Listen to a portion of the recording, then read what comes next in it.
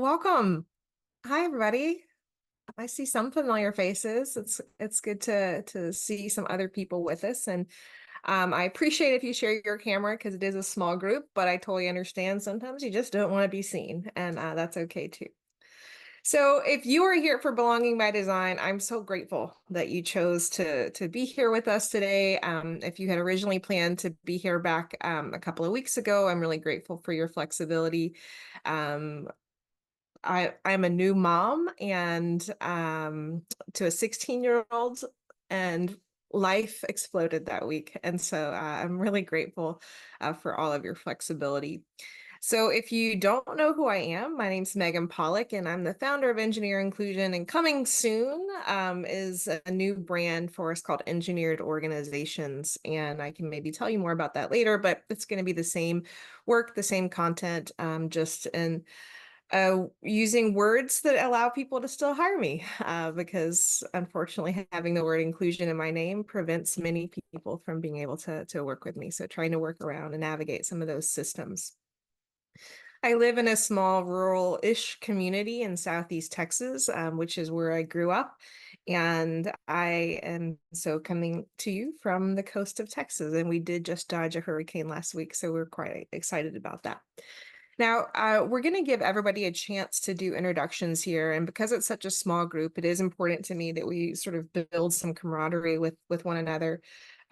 This is the Engineer Inclusion Session Pledge, and you can access this on the website. And most of the resources that I'm going to share with you today are shared in your handout that I emailed to you all earlier this morning. I think this one isn't, but I do promise to have all of these links curated and shared with you afterwards, or you can just download the chat and you'll see them all signaled with the green dot to help you kind of filter through there. And so I just want to remind us, because we have such a small group, it will be really helpful if we can all stay engaged in the conversation. Certainly, I know that sometimes when you're participating in these things, those jobs don't stop. And so you have to kind of step away and take care of that. And we respect that. Just kind of let us know so we're not sort of floating here wanting and wishing for you to participate. We also want to remember to share the mic because we have enough of us, we'll be able to do some breakout room activity. And so, when you're in the breakout rooms, when we're here in a large group, we want to make sure that we're creating enough space that allows everybody to contribute. We want to be really supportive of one another. I know some of you, but I don't know all of you, or I know of some of you, but we don't know where anybody really is on their journey. And so we want to be really respectful and thoughtful and helping each other. You all chose to be here, so there's an assumption of care there, but we want to make sure that we're helping to sort of meet people where they are and move them along the journey of their own growth. And then finally, I hope that you leave here with the opportunity to having stretched and reflect.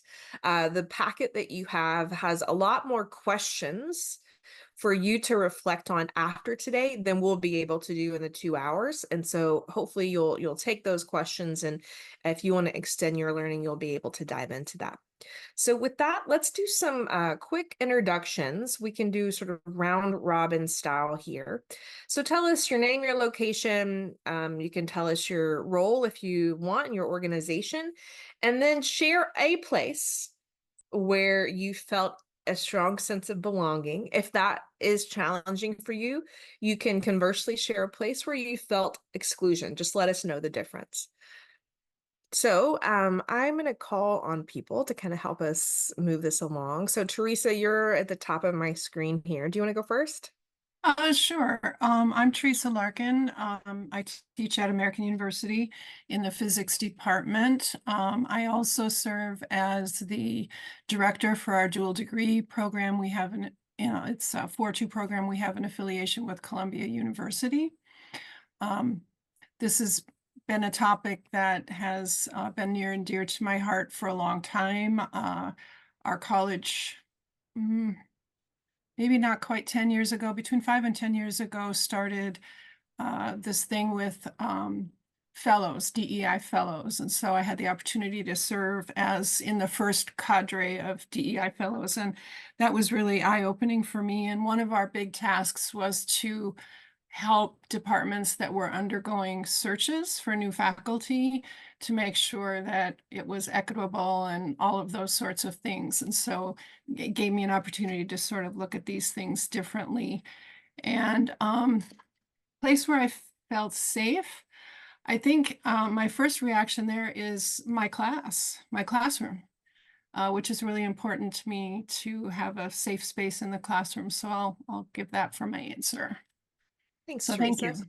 you. Yeah, thanks. All right, Elise, tell us who you are and a place where you've experienced a sense of strong belonging. Hi, so my name is Elise Ferrone. I am based in DC. I work at the National Gallery of Art. I am an internship coordinator. Very specifically, I work with a program right now that is with HBCU students and connecting and providing access to the field.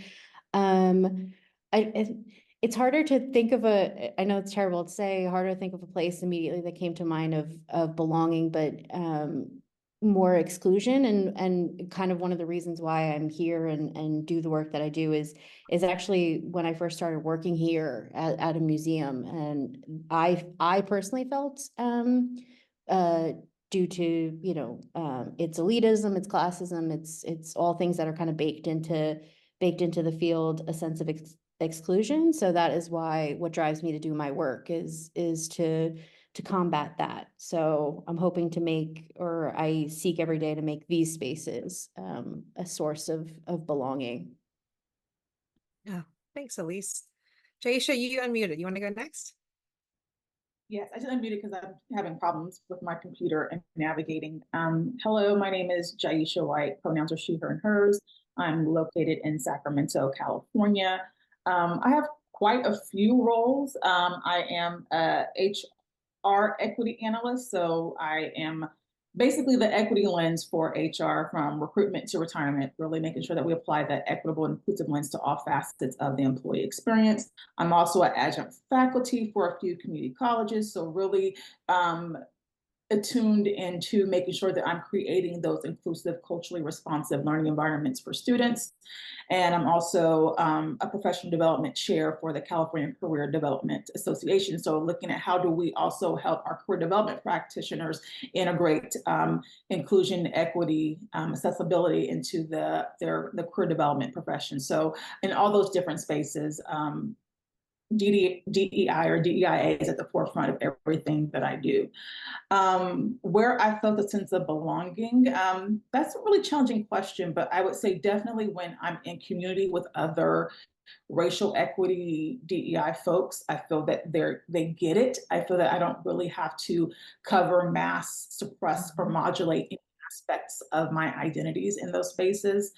And feeling exclusion usually typically when I'm the only one in certain spaces, being a Black woman, if I'm in certain spaces where I'm the only Black person or the only woman, I definitely feel exclusion in those elements. And sometimes, and I've also been in places where I've experienced direct in your face discrimination. So primarily in the workplace. And so that's really the genesis for me doing the work that I do, especially in human resources, it being the nucleus of the organization. How are we making sure that we're building these inclusive, trauma responsive organizations? And it really starts with the way that we hire, recruit, select, and develop our folks.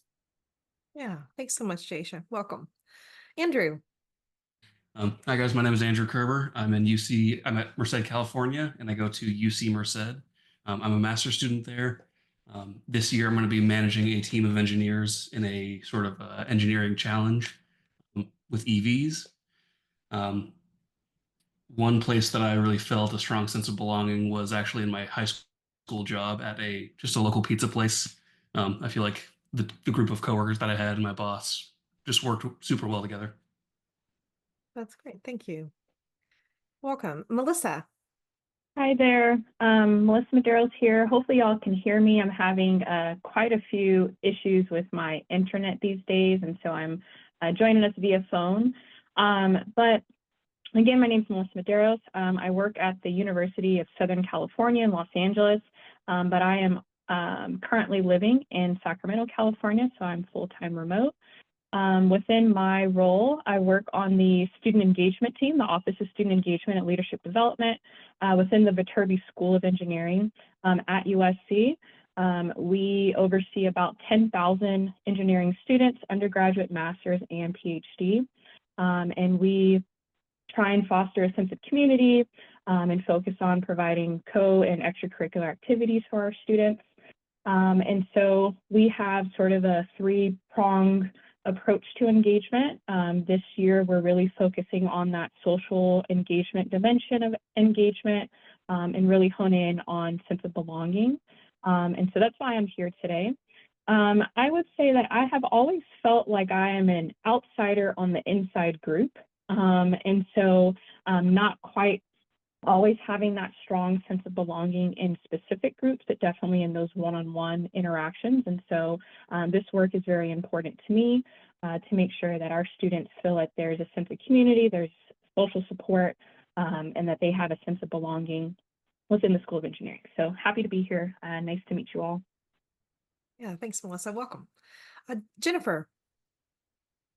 Jennifer Van Antwerp. Hi, good afternoon. So I am a faculty member at Calvin University in Michigan. I am in engineering.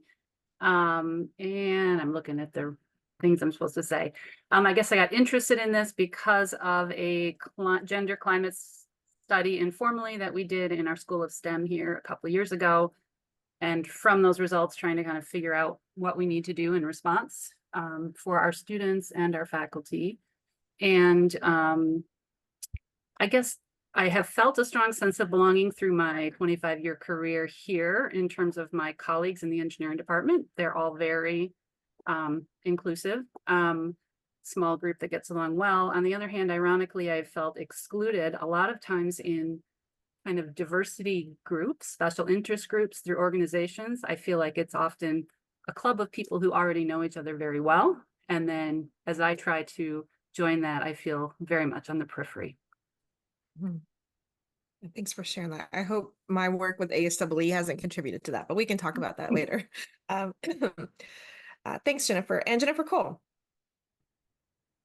Hi, you'll have to forgive my voice. I'm just getting over the flu. I'm still coughing, but I'm at Northwestern University. I'm faculty in chemical engineering. I'm also the director for our Center for Engineering Education Research. So I work with lots of people who are parts of ERCs. And a lot of times those ERCs have member universities that are in states where we're not allowed to talk about these kinds of things. So I'm trying to build up my toolkit of things that we can talk about to try to assess things like climate and, sense of belonging and things like that for our students who are coming from those states where we're not allowed to talk about these things. A place where I have felt like I belong has been in actually ASEE in our chemical engineering division, where there's just a bunch of other people who really like talking about how to make education better. And I just feel like I can be myself there. Thanks, Jennifer. So ASEE is American Society for Engineering Education, and I know several people through that group. So that's what you've heard us mention. If that's not your organization, well, I'm so grateful. Thanks, Teresa, Elise, Andrew, Melissa, Daisha, Jennifer, and Jennifer for those introductions. I want you to kind of hold on to those stories and places of belonging, because we're going to kind of keep touching back on that as we go throughout our time together. So I have a rough agenda, and I have a lot for us to accomplish in 2 hours, but you're going to hear me referencing some of the articles that I've already shared with you. So you'll be able to read those sort of research reviews in depth, either before you read them before, or you can read them after. But my goal today is to create a space for us to think about some of these things in the context in which you serve. And so essentially, I'm trying to give you frameworks, ways of thinking about it, and some tools to begin to process this information and improve the work that you're trying to do within your sphere of influence. So we'll talk briefly about the impact of belonging. Again, I encourage you to read the work on that. We'll talk about the difference between forced and structural belonging. And then we'll spend the last part of our time together really focused on creating some actionable strategies to help us foster structural belonging, again, within the work that we do. I also want to acknowledge that, as we're talking about belonging, if you're here as a practitioner, you're coming with that mindset of I'm trying to create places of belonging for people I serve, but you are also a person who experiences or does not experience belonging. And so I just want to encourage you to keep checking in with yourself. Sometimes I think in talking about belonging, like it can, especially in a service capacity, it can feel like we're not caring for ourselves in the process and sort of triggering some of those places of harm that we serve in. And so I just want you to make sure that you check in. If you need something, please let me know.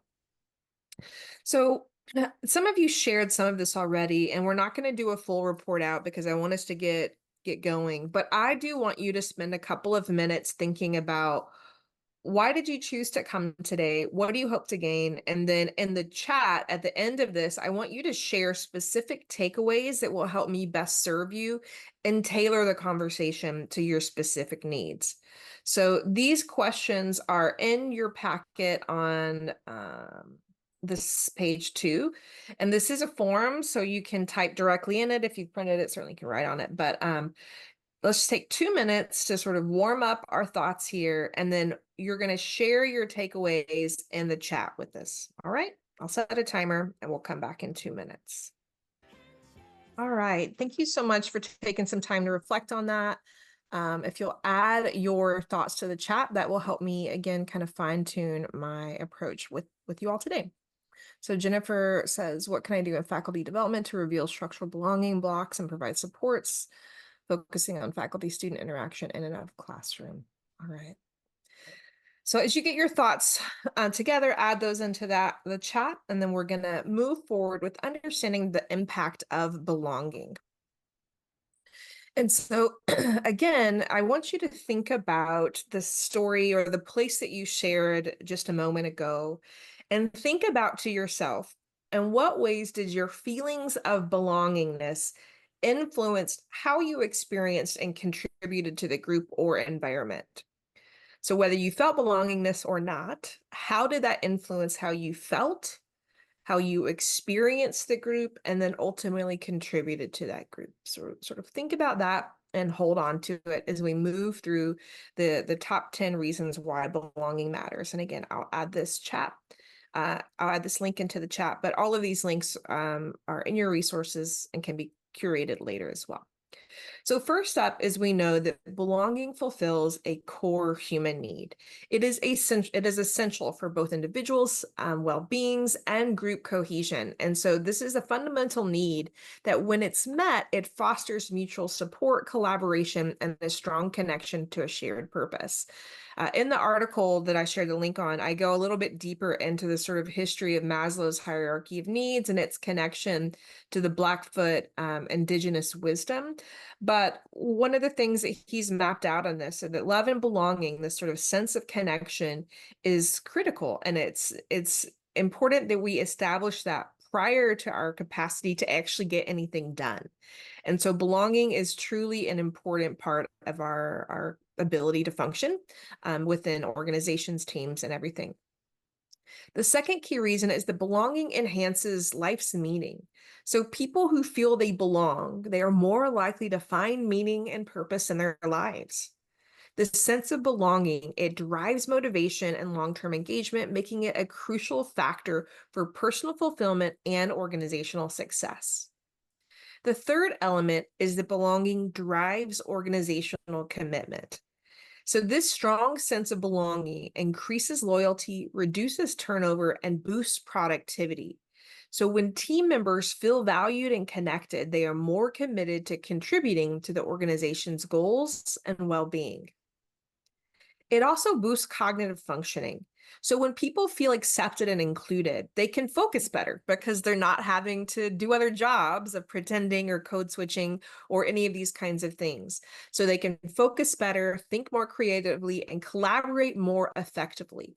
So when you experience these feelings of belongingness, it literally frees up mental energy, enabling people to fully engage in problem solving and innovation. In parallel to that, it reduces stress and builds resilience. So a sense of belonging provides some emotional stability and helps create a buffer against stress. So people who feel connected are better equipped to handle challenges, bounce back from setbacks, and maintain their well-being in the face of adversity. Next, and this certainly applies to many of you who are here, it encourages academic success. So we know that in educational settings, belonging drives engagement, persistence, and achievement. And students who feel they belong are more likely to stay motivated, actively participate, and succeed, especially in fields like STEM, which many of you have come here with. And it's not just STEM, it's any field where traditionally marginalized and excluded populations are trying to be successful, right? Because belonging is so key and core to that. Next is that belonging promotes mental and physical health. And many of the other reasons already touch on this, but studies are showing that belonging has a positive impact on both the mental and physical health of individuals. And so people who feel connected are less likely to experience anxiety and depression, and they tend to have better overall health, including lower rates of chronic illness. Number 8 is that belonging fosters inclusive communities. This is something that I think a lot about, especially now in the election. I put up a presidential sign. You could probably assume which one I put up. And I had a person walk by my house and tell me, wow, you're really brave, right? So the political dynamic creates such diversion and polarity, and it does not create a sense of belonging, right? And I told the woman, I said, I put it so that people like you can see that and feel a sense of belonging, right? So belonging is really important to create connection, and so it can foster inclusion and collaboration. Um, Belonging also enhances emotional well-being. So this sense of belonging, it boosts self-esteem. So we can look back to the Maslow's hierarchy of needs, and self-esteem is the one that's right above the love and belonging. So it boosts self-esteem and emotional health, and these authentic connections protect against loneliness and isolation, leading to greater job satisfaction, happiness, and overall well-being. And then finally, belonging encourages teamwork and cooperation. So when people feel like they belong, they're more likely to collaborate effectively and work towards common goals. They're less likely to isolate and desire to work alone. So this sense of shared purpose fosters that innovation, problem solving, and positive change within teams and communities. Whoops. So this full list is in your packet on page 3, and then on that page is also linked to the full article to get all of the research and citations. So what I want us to do now is we're going to do a little bit, we're going to do an activity based on a really brief scenario. And this scenario is in your packet on page 4. And so what we're going to do here in a moment is you're going to I'm going to break you out into small groups. And so you can start reading it here as I shuffle the rooms around. And so what I want you to think about are, what role did belonging, or the lack of it, play out in this scenario? And how did it affect the individuals involved and the group's overall outcomes? So here's an example of where you'll see in your packet more deeper reflection prompts. These are where I hope that you'll be able to come back and dig a little deeper in your learning. But for here in the small group discussion, I want you to focus on these 2 prompts with this scenario. So start reading that, and then I'll get the breakout rooms set up. All right, share any takeaways from your group discussions about this scenario review.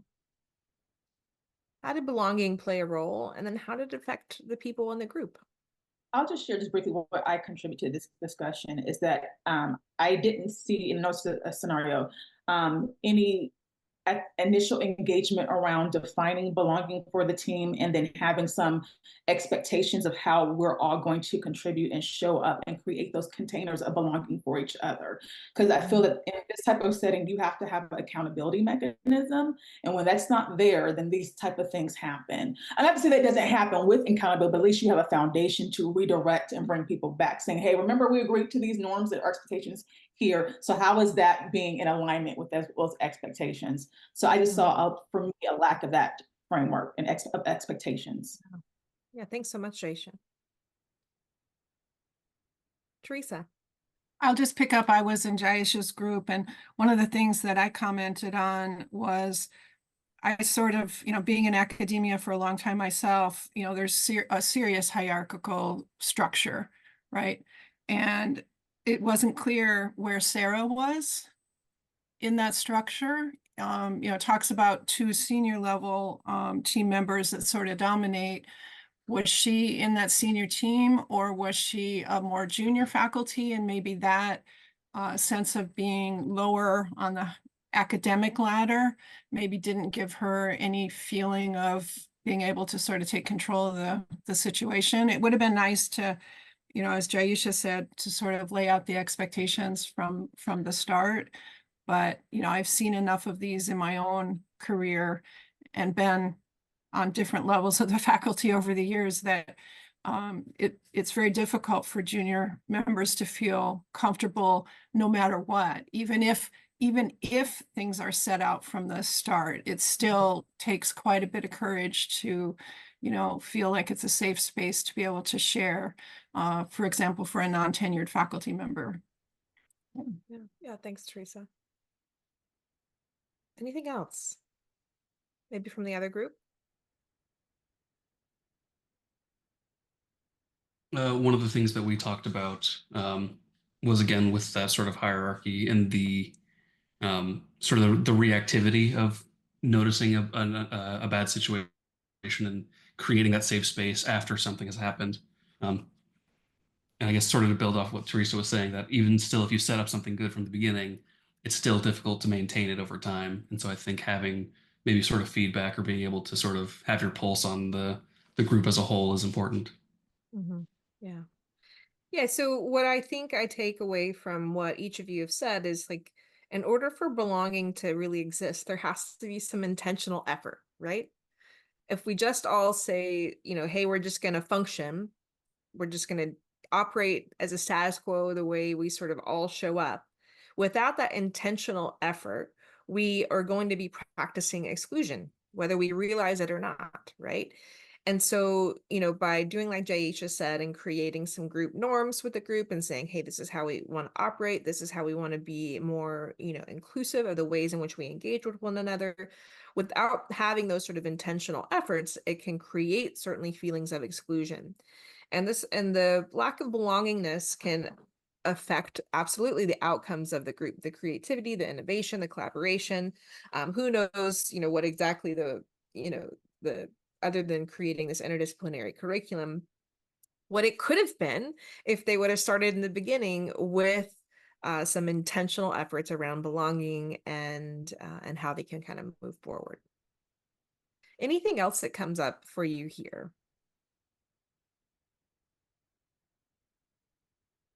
So the goal here is for us to start to think about all of the many ways in which belonging matters, whether it's the individual thinking about, do I belong, how I want to contribute, what are the barriers that I'm facing, are they my fault, are they the fault of the system that I'm a part in? We'll talk about shortly understanding the ways in which some of these things can become internalized, the ways in which ideologies of how things operate get institutionalized and how teams function, such as hierarchies, right? Those are institutionalized ways of functioning, but they are rooted in ideologies of who's important and who's not. And so all of these things are at play in how we function and how we collaborate with one another. And certainly we have to also recognize that belonging and creating true, environments of belonging isn't easy, right? It involves us to take a very collective and collaborative approach to understanding people's needs, reducing those hierarchies, creating space for people to share about what it is they're experiencing. And reducing power dynamics can be really hard based on many of the institutions that we're participating in. So what is it that we can do as individuals? What is it that we can do within our spheres of influence to reduce those structures and allow people to feel safer to contribute? So we're going to connect now to talking about forced versus structural belonging. This is a framework that I can't remember where I came across it, but it was such a powerful way, it connected with me, a visualization in my own experience and thinking about what's the difference between belonging. Because if I ask each of you to tell me a time when you really felt like you belonged, and then you look back on that to determine, like, did I belong because it was a natural fit, or did I belong because I was determined to fit in no matter what, right? And these are two very different ways of understanding belonging. And so I want you to, again, connect back to that original sort of place or example that you shared. So consider a time when you were determined to belong and actively had to work to make that happen by either adapting, assimilating, or adjusting. What did that feel like? What was the cost of this labor? Because that's what it is. It's a shadow job. When we have to perform a task, whether we acknowledge that we're doing it or not, the cost of this, it reduces our capacity to do all of those amazing things that we talked about and the reasons for belongingness. So forced belonging is and I use the imagery of a sort of, I can't find this is a triangle peg, but you get the context of like a square peg, round hole, right? And I remember thinking about this, and I talk about this in my TED Talk of how I felt as a woman engineer and working in industry and it wasn't until I left that I realized how much of myself I had lost in an effort to try and fit in and belong in this group. And so I recently wrote an article last week on belonging blinders, and we'll talk about how that all connects here. But I had belonging blinders on. I was determined to fit in. I was going to do everything I could to make that happen. And I adjusted, adapted, and assimilated in ways that, in hindsight, kind of causes me some shame and guilt for having done that. But what I didn't understand is that I had internalized those sort of ways of knowing and doing and being and thought, okay, if I'm going to survive in the space, if I'm going to overcome the odds, then I have to do this. And nobody was telling me, no, you don't have to do that, right? There's a quote that I have here, and I wrote an article about it as well. But it's from a friend of mine, and after he watched my talk, he emailed me, and Tommy's like one of the nicest guys I've ever met. I'm sure he was an amazing person to work with when he worked in industry. But he wrote to me this. He said, I worked in a male-dominated engineering industry, oil and gas. We had female engineers all the way back to the 80s. We had female engineers. I never saw them treated differently, but I never thought about how they might feel in that environment. And this quote to me really gets at the crux of belonging, is understanding how people feel in an environment. The people who survive and get through to environments that they are traditionally marginalized and excluded from, they are probably the toughest of the tough, right? But what's the cost of that? And what's the continued cost of having to perform and persist in those environments that are actively not built for them, and in many cases are actively trying to exclude them? So what we're going to do now is we're going to look at another more in-depth case study, and this is about Maya. And so again, like the last discussion, there are some deeper reflection prompts, but we're going to look at the discussion prompts on page 8. And so you can read the case study, and we're going to talk about what aspects of Maya's experience reflect forced belonging. And how did adapting, assimilating, and adjusting affect her authenticity and her well-being? And then draw that connection to your environment. What practices or norms might unintentionally force people to conform? And how can we shift towards fostering authentic and structural belonging instead? So again, in your packet, we're going to go to the,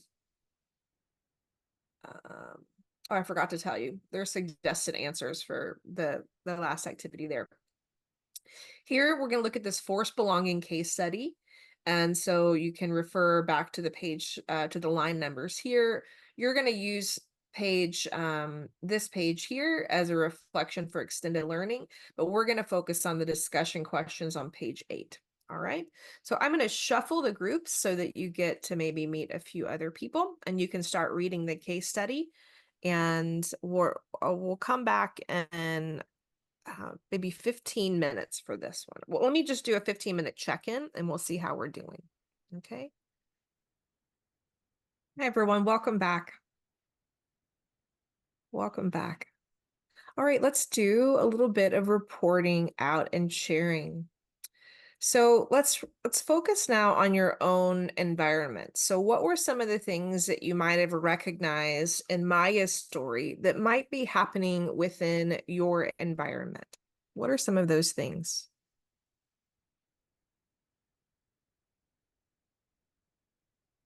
What are some parallels that you saw from Maya's story with your own or with people around you in your environment? I work with a wide range of students, from PhD students all the way down to community college students. And whenever we're working in sort of a group or team setting, it definitely seems like there can be some mismatch in what people are talking about or the way people are communicating. And some people will maybe try to speak a certain way to fit in more, or act a certain way, or complain about a big test because everybody else is also complaining about a big test. And so I definitely see that a little bit more, or it's a little bit more prominent when I think back to those situations. Yeah. Yeah, thanks. What else? Elise. One of the things, that is similar to the environment that I exist in, is these whether they're spoken or unspoken codes, dress code, speaking code, and those who I work with or those who I'm responsible for, want to bring their authentic selves. But this is something we had talked about in our group, but Daisha brought it up beautifully, of like psychological safety. We can't always make sure that we can secure that that you want to bring your authentic self and you want them to. But there's, I exist in an institution that's got 80 years of history and decades of these baked in codes that force conformity. Mm-hmm. Yeah, and in many ways, those things aren't always easy to see or identify, especially for the people who've been around the longest or the people who those sort of norms best align with their ways of knowing and doing, right? You don't see a barrier if it's a normal part of your highway road, right? It's only a barrier if you don't see it, right? Let's see. What else? Jennifer. Well, I guess I've seen in my own students that something that just came up this week is we have our senior engineering students choose their own teams for design. It's not a course I teach, but my daughter happens to be in the class, so I've heard the drama from the student side. And the structural barrier there is that she's been trying to be the people pleaser, or make sure everyone's happy, which means she's been kicked out of 2 potential groups. And one of those groups ended up with the project she really wanted to do that was her own idea, because people kept coming on and off, and she was trying to make sure everyone else had a group and not leave anyone high and dry. And then she was the one left high and dry. So as a mom, that hurts, first of all, but then also, I've been looking at, well, this is the way it's been done, right, by the senior design instructors here forever. And so the idea that we might tell them or be more sort of instructive that you don't get to 100% choose your group and project together is very countercultural. But now I've seen that from the other side. Yeah. Yeah, thanks for sharing that. And I'm sorry to hear your daughter's experiencing. That She's sounds, a strong person, but yeah, you hate to see it as a mom. yeah, I mean, strong or not, still doesn't sound great. Still doesn't sound great. So let's shift and start connecting some dots with structural belonging. And so structural belonging is the antithesis of forced belonging, right? In this case, we have environments that are built for us, that are specifically crafted for us to be able to show up as our whole authentic self. And we'll talk a little bit about what that word authentic means as well. And it also means that we have environments that are asset driven. And so we're going to look at a little example of asset mindset and then do a debrief on that as well.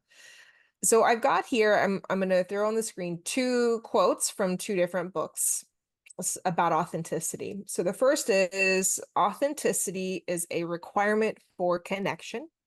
And this is from Brene Brown's book, Atlas of the Heart. And this is certainly aligns with many of the other reasons for belonging that we looked at, especially in looking at the sort of hierarchy of needs.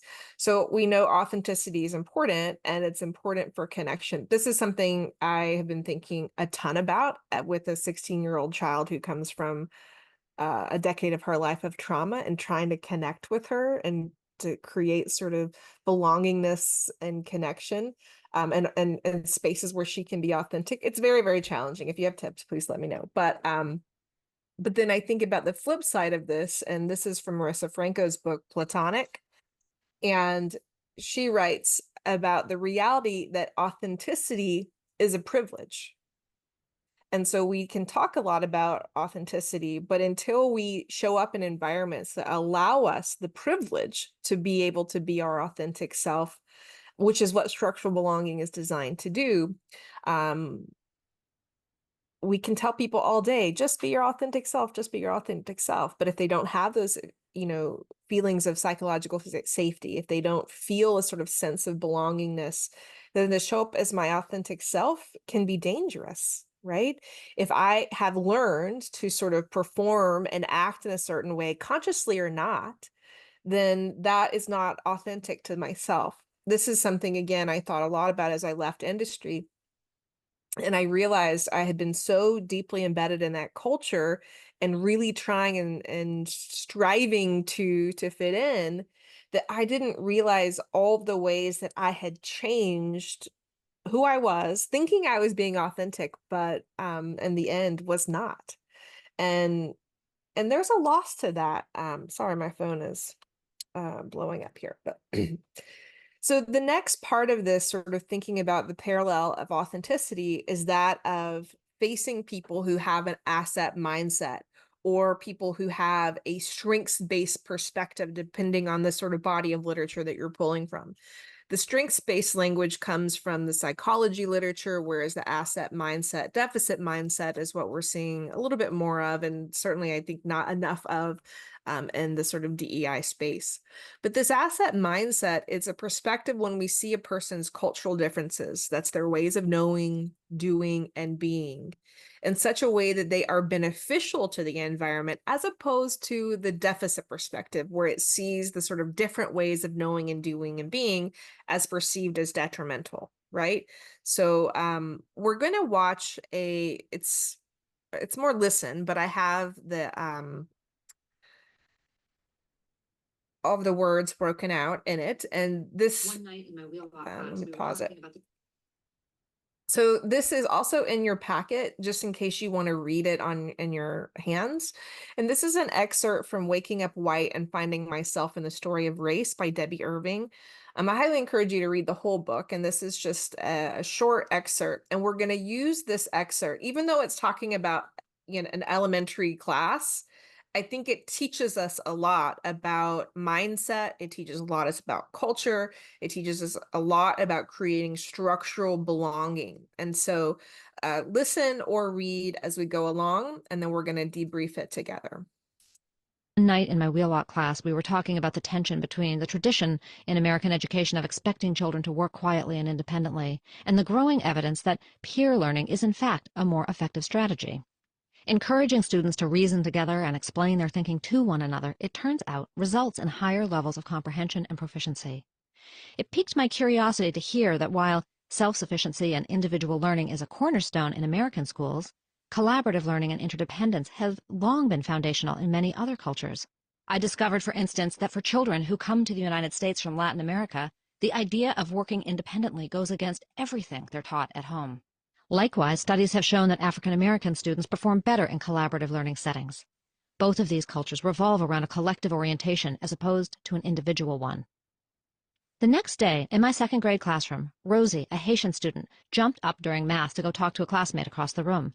This had been happening all year long, multiple times a day, wearing me down.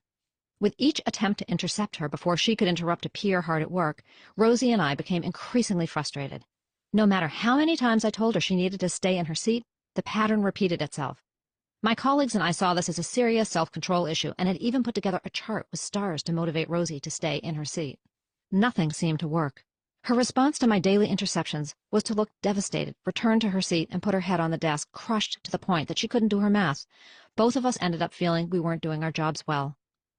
That day, with the idea of collective-oriented cultures fresh in my mind, I resisted the urge to correct Rosie when she jumped up and skittered across the room to a classmate's desk. I watched to see if she was, in fact, trying to help someone. Without teacher interception, she was able to reach her destination. Rosie put her hand on her classmate's back and leaned in to help her with a math problem. At lunch that day, I squatted beside her. "Rosie, I saw you get up and help Kendall today during math." She gave me an "I know, whoops, sorry" look. "It's okay," I said. "I'm starting to think you love helping people." Rosie grinned at me. "Yep." "I know lots of times I've told you to sit when I notice you getting out of your chair." With a roll of her eyes, she nodded. "Do you think some of those times it's because you wanted to go help a classmate?" She beamed at me, put down her fork, and hugged me. "So, tell me about helping Kendall this morning," I said. "How did you know she needed help?" Rosie told me that from across the room that morning she'd heard her classmate mutter to herself, "I don't get this." Rosie's instinct was to help her.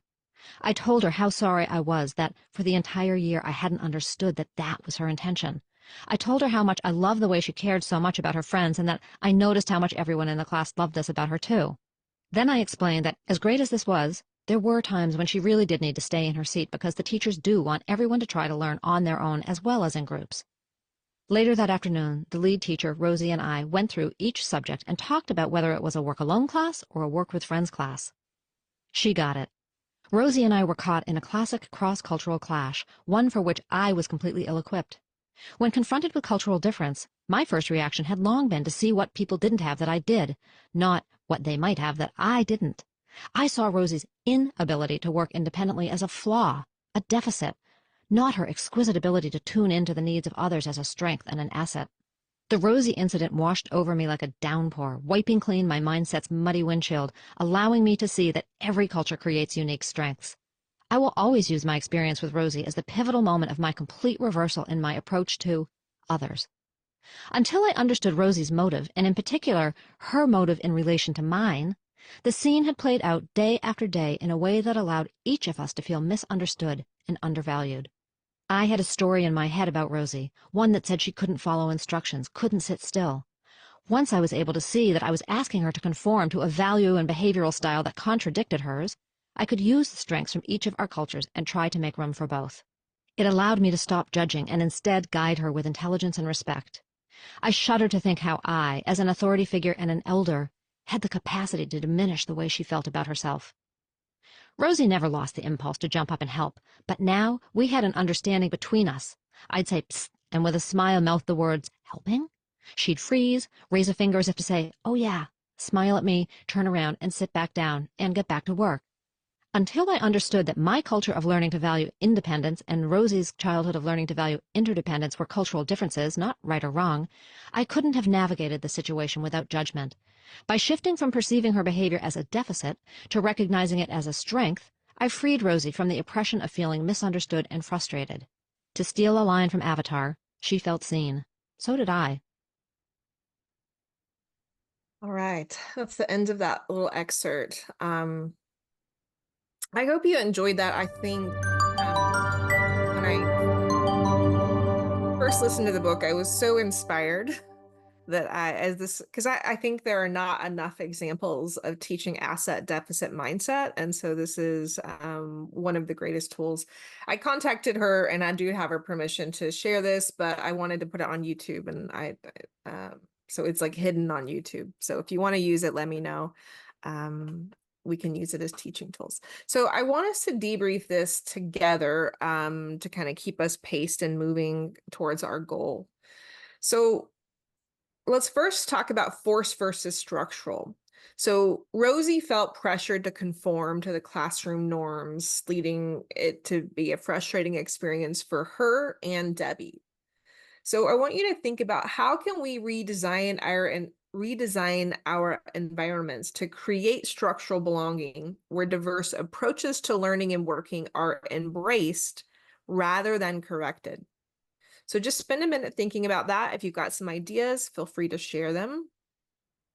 The next key point of this video or the audio is to think about how the ways in which we initially see people's behaviors as something wrong with it, right? They made a chart, for goodness sake, to try to control this little girl's behavior, where it's just a very subtle mindset shift allowed them to see, oh my gosh, she's trying to help, right? And to see what value that could bring to the learning environment rather than all of the stress that Debbie was feeling to try to control and to force this child to conform to the behaviors in that classroom. So that, again, is an example for an elementary class, but how does this operate in all of our big grown-up spaces? The ways in which how adopting an asset mindset to your classroom or work environment can help better support and value those who don't fit the dominant norms. I look back at Elisa's chat, this is the way it's always been done. That is most definitely a deficit mindset. Thinking like, well, it doesn't matter what bright ideas you might bring because we don't do it that way. Or if you don't do it the way that it's been always done and expected, that instead of saying like, oh my gosh, wow, that's really great. You've shortened the way that we do this. You've improved our outcomes. That kind of cultural ideology doesn't allow for that. And then the last prompt here to think about is, why are we so often quicker to see non-dominant behaviors like Rosie's as problems? What systemic changes can you make in your environment to support authentic belonging for everyone? Jennifer, please. After hearing this, I just feel so overwhelmed by the enormity of what has to change, especially being in college teaching. Like, we always have a deficit mindset. We never embrace a asset-based mindset, because the first thing we do is think about, okay, where are students coming from and who needs help to get adjusted to college right away. And we always have these programs thinking, oh, this is going to help students get, acclimated to college. And it's just like, wait a minute, I think we're solving the wrong problem. We need to be thinking about, like, what are these students bringing that could make our college classrooms better? How should the college classroom change so that we can embrace all these other people that are coming in? And just the enormity of what has to be done is very overwhelming. I don't even know, like, where to begin with small steps. So I don't have an answer. I just have more problems. Well, let me give you a small step. This is a tool. It's just a video. I could show you my hand. I don't have to have a video, but the first thing somebody taught me years ago is to ask the question, what else might be true? So if you find yourself sort of jumping to this sort of deficit mindset of like, that's not how we do it. It's stopping and holding up a hand and saying, five words in this question, and you count down 5 other reasons that might explain what happened. So if we do Rosie, for example, my initial response is she's just insubordinate and won't listen to me. The second is that, she has ADHD and needs to get up and walk around. The third is that she's trying to help someone, right? So you come across all these different responses. And when you do that, one, it dissipates that sort of initial bias that you have. It reduces your, likelihood of having like a confirmation bias. Well, of course she's just insubordinate, and of course she's this, and of course she's that, and she validates all of these stereotypes that I have about people like Rosie. And so this to me is like the simple tool. I learned it when I was in grad school, and it's been a life changer for me across many things, but this is particularly helpful when trying to shift our mindset about people, is that instead of jumping to that first conclusion, what are literally 5 other things? And I find that having this sort of physical action of counting down helps bring that sort of mind-body connection to other solutions that we might could wonder about the person. That's a very simple, basic tool, but it doesn't change the system. It changes our mindset, but sometimes we have to start with our mindsets to begin to ask those questions. So any other reflections that are coming up for you from this little excerpt? Elise. One of the things I was thinking about, it's kind of like what you were saying, the stop and what else might be true. It's something we've had to work a lot with our organization because there's a lot of, as I said, kind of, this is the way we've always done it. And then that leads to like anger and tension and defensiveness and stuff like that. So we've tried to a lot push leading with curiosity and leading with grace. Like that's, we've had to, like, that's been like lesson number 1 is basically like pausing and just, trying to teach empathy to adults essentially, which is, surprisingly harder than one would expect. But that it's by just saying like curiosity and grace, like we put 2 words to it, it has helped us a little bit because everybody's not just assuming like assume it's a need, assume that people do it because it's a need, assume that it's not, it's like for this particular example, she's not doing it because she's being disruptive, she's doing it because it's a positive thing rather than a negative thing. So that's kind of helped our institution. I don't know if it could help others. Yeah, thanks, Elise. Melissa, you had your hand raised. Did you want to add something? Yeah, I think listening to the excerpt, it's like I immediately thought of Matilda, the movie, where, the dad is, I'm smart, you're dumb, I'm big, you're little, I'm right, you're wrong. And just that sort of authoritative way of thinking that beyond just assets, but that, we are the sole sort of carriers of knowledge and tradition and all these things. And I think really trying to make sure that we create space, and specifically on my team, of like learning so much of how we can be improving from students, like taking that step back that we are not the all-knowing sort of student affairs professionals that don't have any room or space to learn from our students. And I think that's really helped in small ways, like orientation, the questions that come up in the past. It's like, well, we already sent you a webinar about that. We've already done that.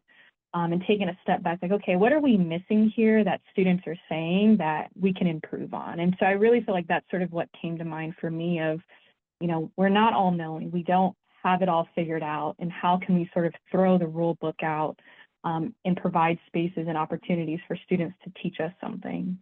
Yeah. I hope that you'll remember the sort of moment when Rosie hugged the teacher. She's like, you get it. You understand me now, right? Like, to me, that's such a beautiful example of connection, right? Of how the teacher finally seeing that in the child, how that helps benefit and heal them both in many ways. Jaisha, yes, the culturally responsive teaching book is amazing. I've referred to it and taught from it many times. If you live in a state like I do, that is a curse word. And so I think so far asset deficit mindset has not been co-opted yet. And so this is an entry point into having some tougher conversations. You can always use instead of even asset deficit, using the strengths-based mindset. That is very much aligned to sort of the individualistic kind of cultural ways of knowing and doing framework. So if you use that as language, that can give you a lot more sort of lubricated runway to do some of this work. And that's so much, as many of you, and I think Jennifer, that's what you typed in the very beginning, is like trying to figure out how do we do the work and in some ways without saying the words and without triggering people to kind of shut down in the beginning. Another resource and another lens to look at this is thinking about this as sort of gatekeeping or stewarding. So forced belonging is saying, okay, come on in, but don't expect us to change. We're not going to adjust the ways in which we operate. Whereas a stewarding mindset, and which is aligned with structural belonging, says, hey, we're going to change the way that we operate. We're going to change the system. And so you can read that article to learn a little bit more as well. Okay, so now we're going to talk about the barriers to belonging. And so we're going to talk about the interlocking 4I model, and I'm going to drop a couple of links, and this is also in your packet. The second link that I just dropped there, try this activity, identify systemic barriers. I think I forgot to put that in your packet, but it's a great tool to help you apply some of this. So this interlocking 4I model, it is based on a few different sources. I put it together in this this sort of external internal graphic here. But to me, this is one of the most powerful ways of understanding the ways in which all the sort of advantage or disadvantage or oppression and privilege are at play in the way that we function. And so in order for us to create environments where everyone feels like they belong, we have to understand how the systems of privilege and oppression operate. Again, trying to find language that doesn't trigger different people. Sometimes I say systems of advantage and disadvantage because privilege and oppression is so triggering to different audiences. But I feel like I can say privilege and oppression here and we're going to be okay. So this interlocking 4I framework, it helps us then think about these systems and how they create barriers to belonging at 4 interconnected levels: ideological, interpersonal, institutional, and internalized. So ideological oppression is the foundation. It's those set of like sort of dominant beliefs and values in our society that define what is normal or acceptable. So Elise is kind of just signaling to this in her environment.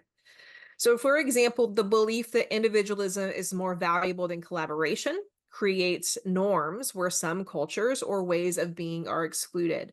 And these ideologies, they reinforce an us versus them thinking, and they shape how we view who belongs and who doesn't. Interpersonal oppression happens in our day-to-day interactions. It's how these ideological beliefs play out between people.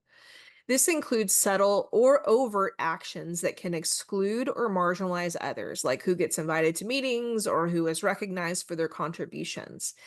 These interactions often uphold existing norms and reinforce feelings of exclusion. The next is institutional oppression, and this refers to how the ideologies are then embedded in our policies, practices, and structures of our organization. Think about hiring processes, workplace norms, or educational policies that seem neutral, but actually favor certain groups over others. So for example, a promotion process that values assertiveness over collaboration might unintentionally exclude those from more collective-oriented cultures. And then finally, this is one that I see so often in the context of belonging, is internalized oppression. And this is when people from marginalized groups internalize and begin to believe the ideologies about them. And so this leads to behaviors like self-silencing, conformity, or even adopting the dominant group's values at the expense of their own authenticity. So in terms of belonging, this is where people may experience what I just wrote about last week, what we call belonging blinders. and where they think about where people think that they belong because they've adapted. But they're actually conformed and suppressed. They've actually conformed and suppressed their true selves. Talking about an example of institutional kinds of oppression and bias is I've been calling this belonging blindness for a long time. And when I started to write it, I was like, that's ableist. I can't use blindness, right? And so it took me a while to figure out how can I phrase this in a way that's not using ableist language, right? It's that intentional effort of trying to create context and vocabulary that we can talk about that doesn't further reintroduce and perpetuate harm.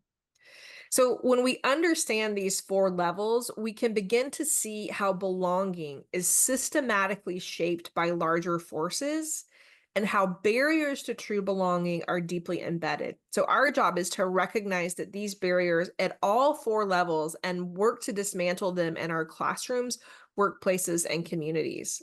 So when we address each of these 4 levels, we can create environments where everyone has the opportunity to show up as their authentic selves and truly belong.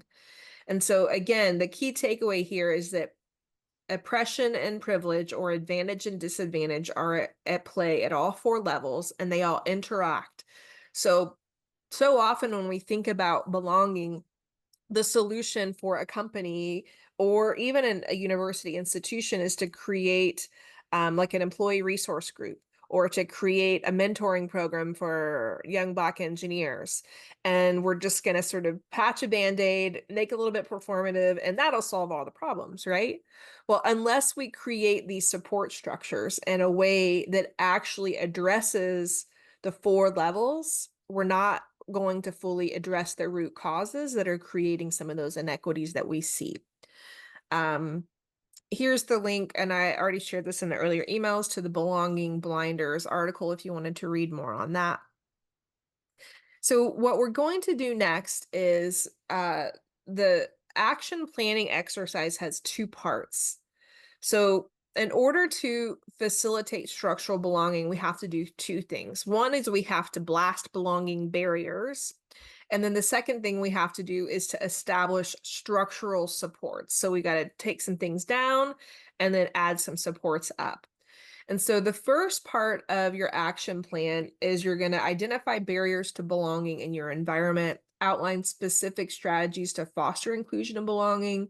And so let's go to the handout down here. So here's the 4I model, and then there's a full article on this, how to practice systems thinking for systemic change. This is actually part of the engineering mindset book that just came out. If you all got a copy of it, some of you got a copy of it probably at the conference. And then here's the first part of the action planning. So it walks you through each of the levels. So you're going to think about what are those specific dominant beliefs or cultural norms, and then what can you do about it? There are some kinds of examples there. You'll have to get, let me know what support you need to further align this with your opportunities that you have in your work. And then the second part is to establish structural supports. So you're not going to get through all of this, but I'd like for you to at least focus on one. So maybe you decide, I'm going to focus on ideological barriers. I'm going to do a blast barriers here, and then I'm going to jump to the part 2, are thinking about the ideological supports. And so again, for the sake of time and what we have the capacity to do together today, you might focus on 1 or 2 I's for this exercise. What I'd like to do is to put you into smaller breakout rooms. This is for you to kind of think about on your own, but you can do it thinking aloud with one another. So I'm going to try to break you up into, let's see. So if you'll start looking through this and let me get the breakout rooms ready. Oh, wait, we can't hear you. I'm muted. I was saying welcome back. Thank you. Okay, we've got just a few minutes left for our official time. I've got time I can run over if there are additional questions and thoughts. I want to make sure that I get this to you before we debrief. that I value your feedback. It's really important to me. I do take it and improve the services that I provide. This also is the first time I've offered this sort of, you know, pay to participate in one sort of session. And so I welcome your feedback on that sort of whole process and thoughts. And you can also request a certificate. So this is automated. When you request it, it will come right to your inbox, and there's like a one-click link to add it to LinkedIn that says that you participated. And then if there are any issues, I will make sure that we get that fixed for you. So now let's kind of give some debrief, maybe an action plan that you're leaving with today, or some strategy that you want to take forward to better think about or employ within your sphere of influence. Andrew, please go ahead. Sorry, I didn't see your hand. Oh, no worries. One of the things that I'm going to be taking away from today's lesson, or I guess today's workshop, is making sure to give people the opportunity to be their authentic self, whether that's providing alternatives for places to hang out after work, or alternatives for a way to do something, but also just in the way that people maybe communicate, or the way that people express their ideas, giving people opportunities to show me who they are, essentially. Mhm. Yeah, great. Thank you. I feel bad that we spent most of our time talking about my example in the last breakout, but the example was that um, we have an opportunity for students to do networking, and notice that our underrepresented students were having a harder time networking than our majority holding identity students. So we created an opportunity for them to have their own networking time as one of our solutions to this institutional barrier. But part of this workshop, and my fellow teammates in my small group were helping me think about, like, how might we better prepare our students for that networking opportunity, and how might we change the networking opportunities to try to bring those strengths of those students into the plan. So I think that was really helpful, and I'm glad I had a chance to think that through, and want to thank my little group here. Thanks, Jennifer. What else? Any takeaways from the day? Can I just add, I've been making notes of a lot of these books and other resources that are in the chat, and I want to thank Jaisa for the comment about leaving your titles at the door, because I find that something that I'd like to use going forward in different settings. But a lot of the resources that you shared, Megan, this 2 hours went really fast, and there's so much to try and process and digest. And I think most of us here are at least at some level involved with, and have a level of understanding about some of the issues surrounding DEI. But I've made a lot of notes to order some books and, follow up and do some homework. So I want to thank you for that, and those that provided them in the chat as well. Yeah, you're welcome, Teresa. And once you start digging through the packet, you'll see there are lots more links to different things as well. Jaisha. Definitely a lot of takeaways for me, but what was really important was a more heightened awareness of this work is challenging by itself, but like Megan, what you're going through with the state that you're in, and how it makes this work even more difficult, challenging, nearly impossible. So I have a more deepened appreciation for the work that racial equity and DEI practitioners are engaging in under these constraints. Because I'm in California, which supposedly is a bastion of progressive and liberalism. Yeah, but we're doing better in comparison to the Floridas and the Texases and things of that nature. So my heart just goes out to those who are still trying to advance this work forward, and but all the pressures of legislation that's making it, and all the other impediments and barriers that's making it even more challenging. So again, I just have deeper, greater empathy and respect. I appreciate that. And I unfortunately don't think the pendulum has stopped swinging.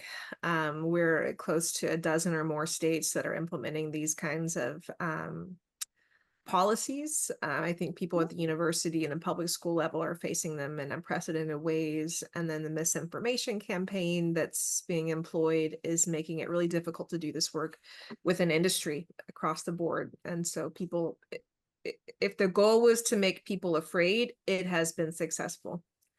And so it's creating barriers that I don't think we could have anticipated 4 years ago. In this work. So it is challenging. It's never been easy. I think now it's just a little bit more challenging.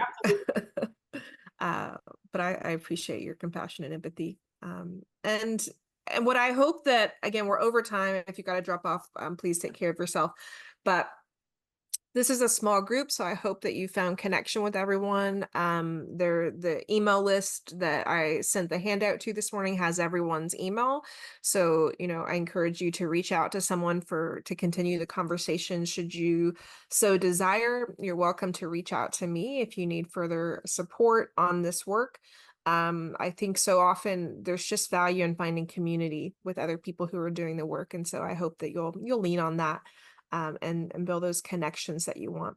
There's one last sort of bullet I want to put on this is that we talked a lot about belonging from the structural standpoint, but Brene Brown has, in her work on Atlas of the Heart, her book's a little out of my reach right now, it talks about some of the issues of how perfectionism plays a role in our capacity to experience belongingness.